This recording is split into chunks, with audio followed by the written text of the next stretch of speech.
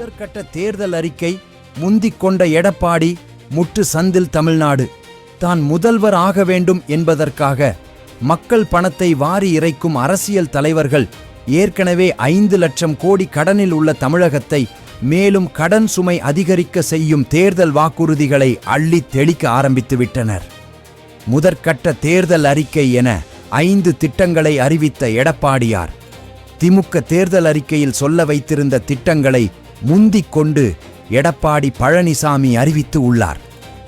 குலவிளக்கு திட்டம், ஆண்களுக்கும் விடியல் பயணம், அம்மா இல்லம் திட்டம், அனைவருக்கும் வீடு திட்டம், 2 சக்கர வாகன மானியம், 150 நாள் வேலை திட்டம் என தனது பங்கிற்கு தமிழ்நாட்டை கடன் மாநிலமாக மாற்ற திட்டம் போட்டுள்ளார்.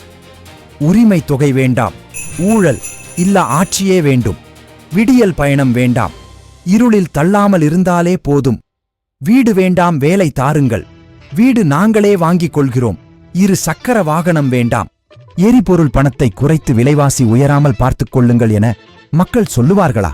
இல்லை கவர்ச்சிகரமான திட்டத்திற்கு மீண்டும் ஒருமுறை மயங்கி தன் உரிமைகளை விற்று அடிமையாக வாழப்போகிறோமா?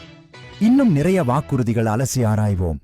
அதன் பின்னர் முடிவெடுப்போம் யார் நம்மை ஆள வேண்டும் என்று. முதற்கட்ட தேர்தல் அறிக்கை முந்திக் கொண்ட எடப்பாடி முட்டு சந்தில் தமிழ்நாடு தான் முதல்வர் ஆக வேண்டும் என்பதற்காக மக்கள் பணத்தை வாரி இறைக்கும் அரசியல் தலைவர்கள் ஏற்கனவே 5 லட்சம் கோடி கடனில் உள்ள தமிழகத்தை மேலும் கடன் சுமை அதிகரிக்க செய்யும் தேர்தல் வாக்குறுதிகளை அள்ளித் தெளிக்க ஆரம்பித்துவிட்டனர். முதற்கட்ட தேர்தல் அறிக்கை என 5 திட்டங்களை அறிவித்த எடப்பாடியார் திமுக தேர்தல் அறிக்கையில் சொல்ல வைத்திருந்த திட்டங்களை முந்திக் கொண்டு எடப்பாடி பழனிசாமி அறிவித்து உள்ளார். குலவிளக்கு திட்டம், ஆண்களுக்கும் விடியல் பயணம், அம்மா இல்லம் திட்டம், அனைவருக்கும் வீடு திட்டம், 2 சக்கர வாகன மானியம், 150 நாள் வேலை திட்டம் என தனது பங்கிற்கு தமிழ்நாட்டை கடன் மாநிலமாக மாற்ற திட்டம் போட்டுள்ளார். உரிமை தொகை வேண்டாம், ஊழல் இல்ல ஆட்சியே வேண்டும், விடியல் பயணம் வேண்டாம், இருளில் தள்ளாமல் இருந்தாலே போதும், வீடு வேண்டாம் வேலை தாருங்கள், வீடு நாங்களே வாங்கிக் கொள்கிறோம், 2 சக்கர வாகனம் வேண்டாம், எரிபொருள் பணத்தை குறைத்து விலைவாசி உயராமல் பார்த்துக் கொள்ளுங்கள் என மக்கள் சொல்லுவார்களா?